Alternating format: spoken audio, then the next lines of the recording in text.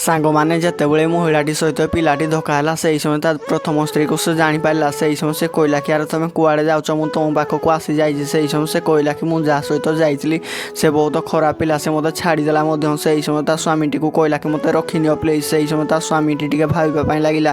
ସେହି ସମୟ ସେ କହିଲା କି ମୁଁ ତ ତୁମକୁ ସେ 2 ବର୍ଷ ତଳେ ହିଁ ରଖିଥିଲି। ତାପରେ ସେ କହିଲା କି ତୁମେ ତ ନିଜେ ମୋତେ ଧୋକା ଦେଇକି ଚାଲି ଯାଇଥିଲ, କହିଲ କି ସେ ମୋ ଠାରୁ ଅଧିକ ଖୁସିରେ ରଖିବ, ଆଉ ଏବେ କୁଆଡ଼େ ଆସିଛ। ତାପରେ ସେ ପିଲାଟି କହିଲା କି ନା ମୁଁ ତୁମକୁ ରଖିପାରିବି ନାହିଁ।